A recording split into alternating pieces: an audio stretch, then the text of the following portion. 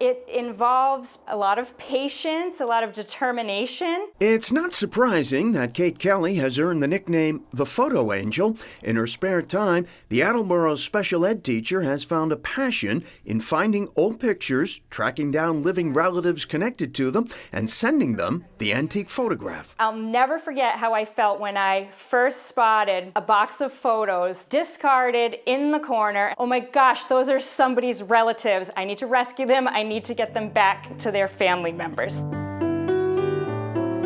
And she did, beginning less than a year ago. It's genealogy, though, not photography, that's driven her. I had a grandmother who was interested in genealogy long before it was fashionable, so she hooked me as a kid. The project, sometimes enlisting her husband Brian's help, has grown. I've sent some to Canada, I've sent some to the United Kingdom, I've been in touch with a woman from New Zealand. Kelly makes her finds mostly at antique stores in her travels, including at this one just next door in North Attleboro, where owner Deborah Carroll has become one of the Photo Angel's biggest fans. How kind is it to return a photo that's been lost to a family member?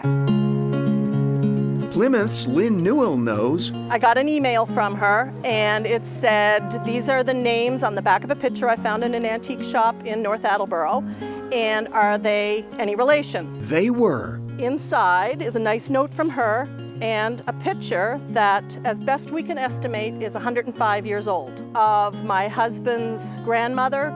So these empty slots in the album represent successes. These correct. are pictures that have gone out from the album Correct. to relatives. Correct. Then there are the found photos with, alas, no info on them. Those photos are lost to history, unfortunately. So my advice to everybody is to label your photos. You don't want to end up in an antique store someday. But good to know there's a photo angel hovering, saving some forgotten photos. I love the detective work and the thrill of the hunt. There is a lot of hunting with what Jake Garcia does, too. I go to a place usually in Boston or around Boston, and I'll paint it, and then I'll leave it. It's kind of like a scavenger hunt in a way, you know? Garcia didn't plan on that, but he does love plein air, painting outdoors. I was starting out, and I didn't want to carry the paintings home because they're wet. It's uncomfortable. So I just decided I'd leave it. But a friend suggested that Garcia post some clues on social media about where he was leaving his paintings. And the irony is, you're not even a social media person, or you weren't before, right? I wasn't. I don't love it.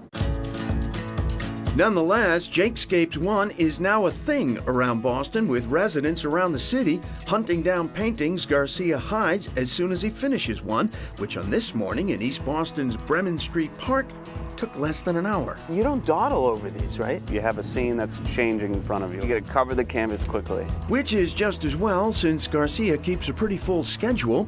He's a full-time nursing student, working weekends in the ER of a major downtown Boston hospital, and he paints. How do you balance the two such different worlds? I like helping people. I'm good at it, so they're both important to me. This day's painting finished, including a note to its finder.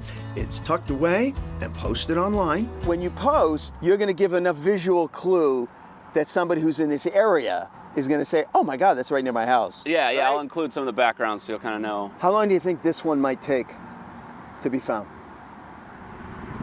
On a Thursday, it's so hard to tell. Yeah. On a Sunday, like that.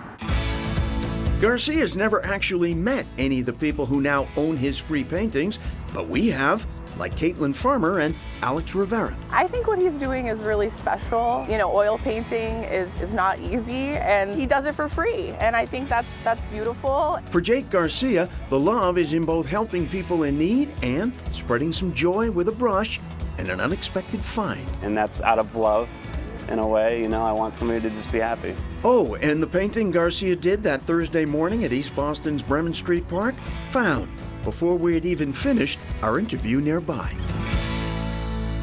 That's very cool. And one of Jake Garcia's recent paintings was a bit unusual, being that there was no hunt for it and there were no clues. Right, he was in East Boston again. He was just about finished with the painting, and he was about to leave it somewhere for someone to find it. And a couple came along and said, what are you doing? He explained what he was doing, and they said, well, can we just have it?